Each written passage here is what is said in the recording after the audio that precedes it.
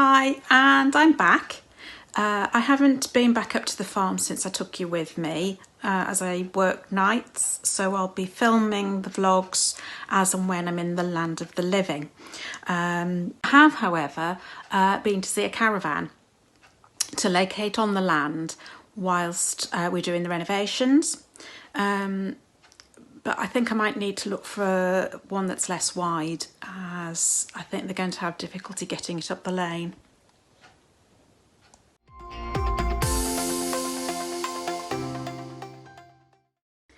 I'd like to show you some videos or some clips of some of the work that's going to need doing at the cottage before we move in.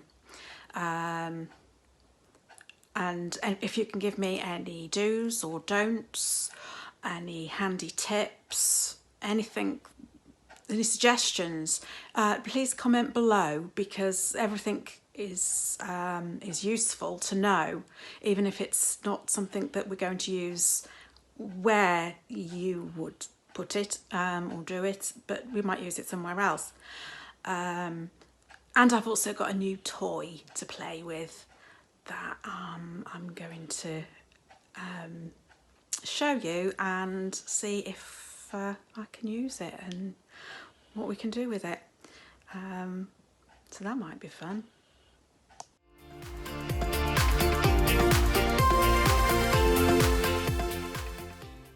Trying to just open some of the windows just a little to get some air in, and this is upstairs in the open bedroom, and window frame,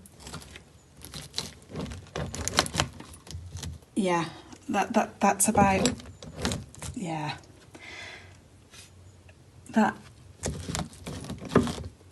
that's an X window frame. Yeah, that'll need sorting. At least I can see outside. I'm not pushing it any further because I don't want that glass to drop out.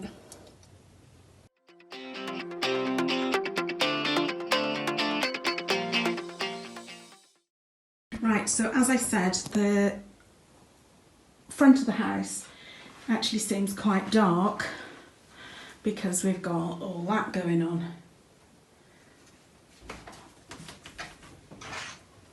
However, as we turn around, you can see just how light this is now over here.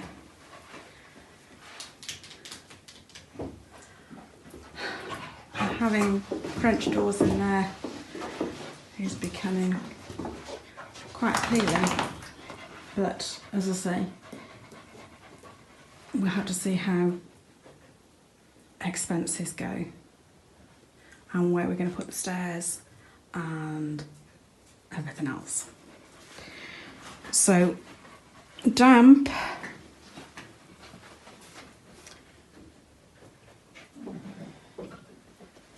hopefully is starting to recede.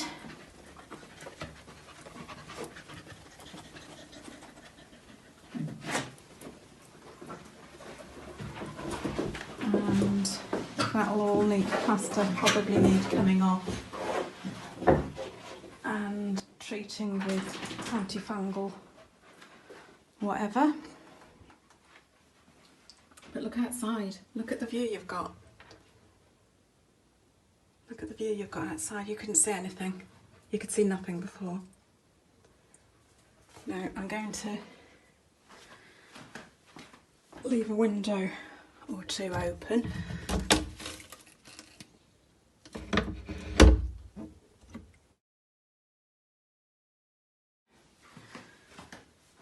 Let's get this off. We'll leave some windows open.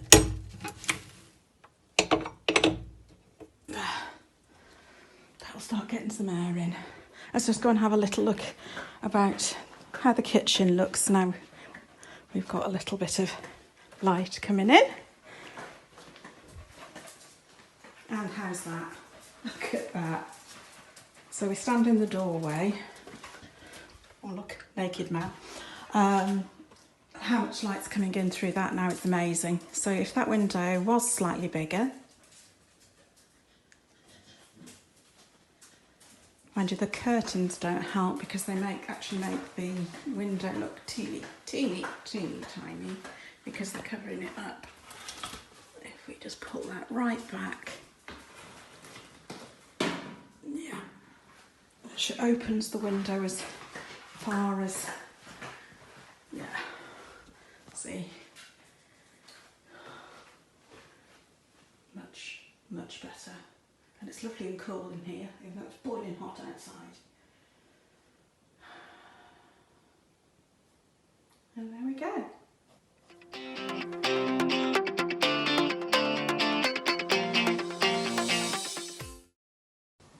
So here's my new toy, Detail Sander that I bought from Aldi's for £12.99. £12.99. I haven't opened it yet. It's a 160 watt. It has no load speed of 1400 per minute, base size of 140 by 80 millimeters, no 140 by 80 millimeters, and an orbital diameter, it's just 1 millimeter. That's the, I suppose that's the bit that moves. And it's got inside 15 pieces of sandpaper, cut to the relevant size. So let's see what's inside it.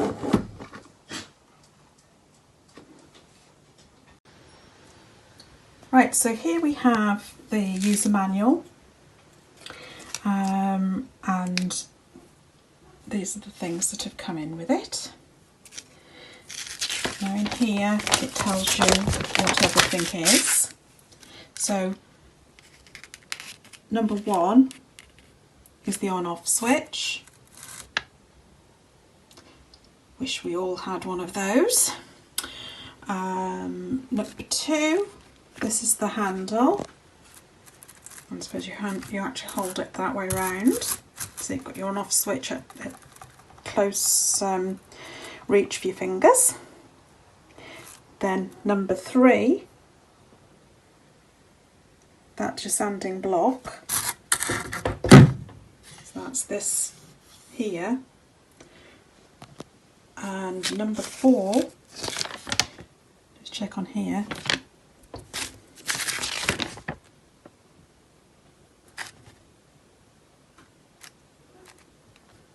It says sanding paper, but I think that means where the sanding paper goes, because it's basically it's Velcro. And here's the sanding pads, and that's kind of fluffy on the back, and obviously sandy on the front. So to put that on, you pick your sander up and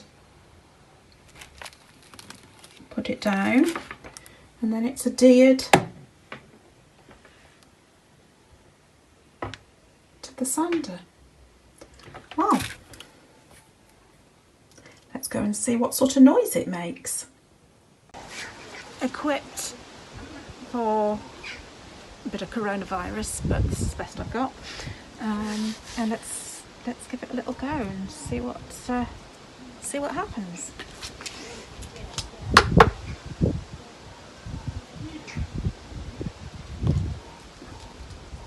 Prepared as ever.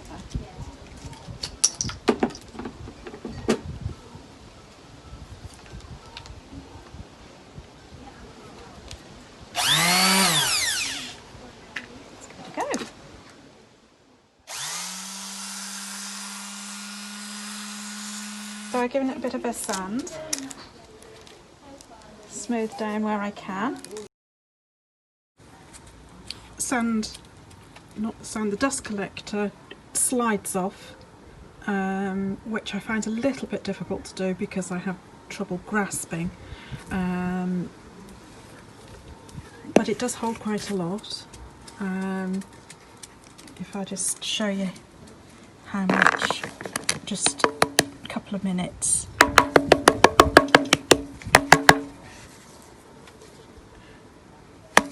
There's a little bit more left in there, but that's come off, and I was literally only doing that for a couple of minutes. So if you're wondering what I'm sanding a lump of concrete for, is because this is a tabletop for my garden, and it had broken. We refilled it with full of cement, and I've got to DIY it, which will be another video, which you might actually enjoy, so we'll see.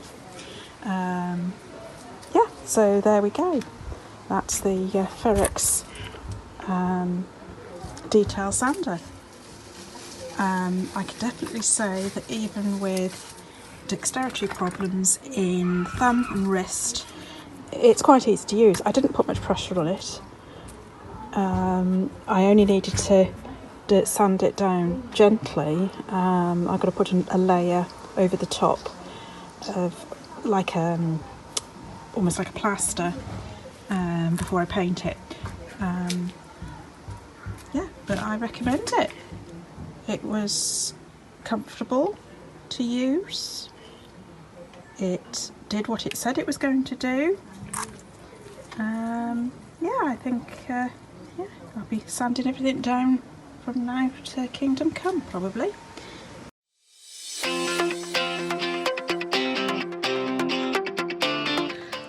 And there we have it.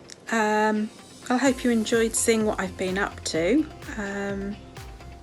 If you enjoyed it, thumbs up, go down, subscribe, ring the bell, and you can see what I'm up to again next time. Who knows?